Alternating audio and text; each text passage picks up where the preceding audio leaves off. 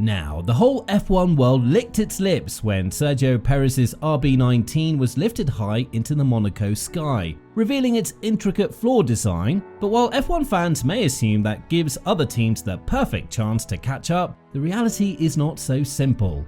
So stay tuned as we discuss the impact Red Bull's floor unveiling will have, but also why Christian Horner and co are still one step ahead.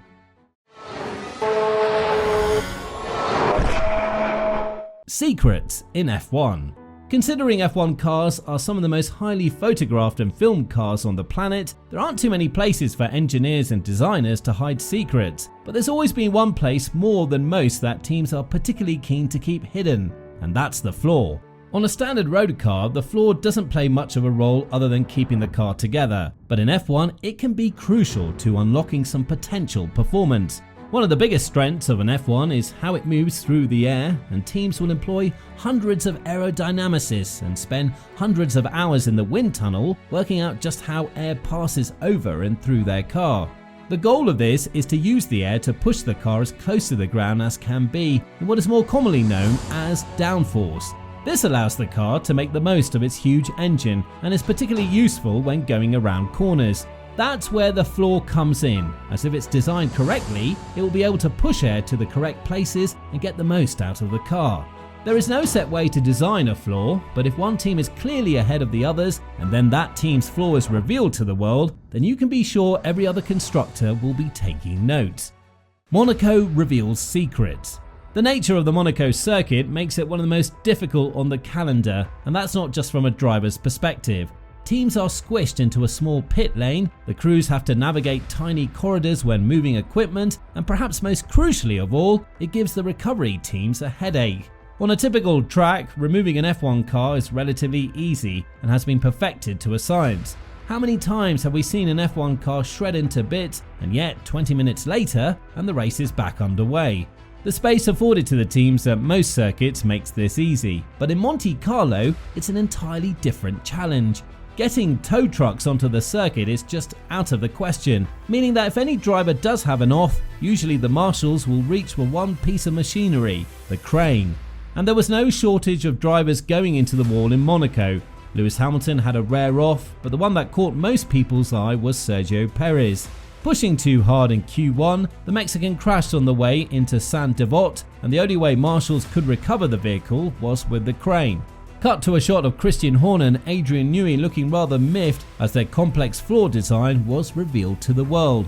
Red Bull's special advisor Helmut Marko immediately tried to play down the impact and said of course we don't like it. The floor is very important, but if you don't have other parts and all the underlying concepts, then it's not so easy. But it's not only the floor, it has to work together with the front wing and the rear end. So it's all about those things combined, and that's much more complex than just the floor. Well, despite his words, Marko may have been a little more annoyed than he let on. Mercedes' reaction. Of course, from the second it was caught on camera, all of the teams began to study the Red Bull design intently. But as to how much they could learn, Mercedes' trackside engineering director, Andrew Shovlin, tried to play down the impact.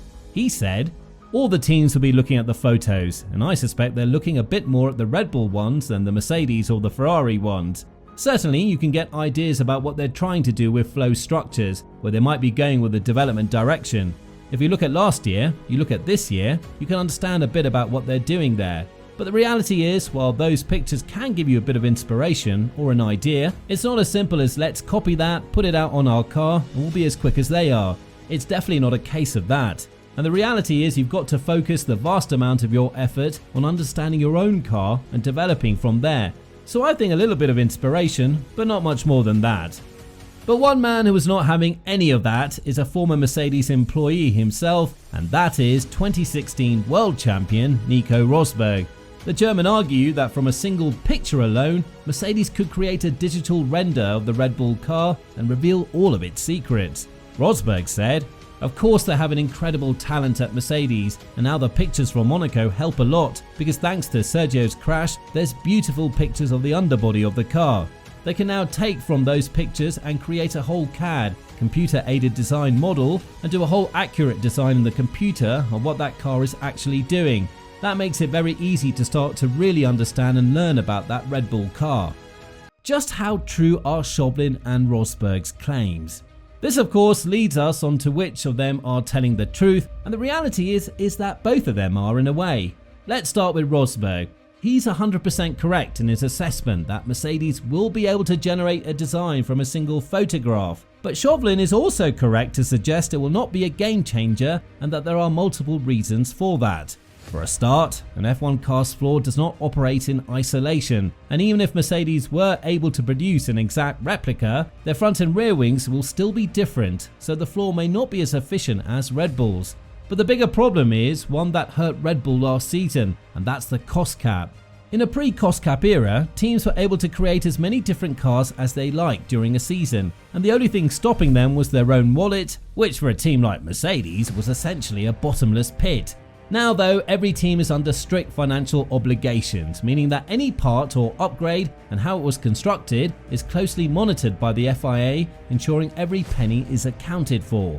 And while Red Bull became the first to be hit with a significant fine in 2021 for breaching the cost cap, it's this very financial measure that could keep them the dominant force in F1.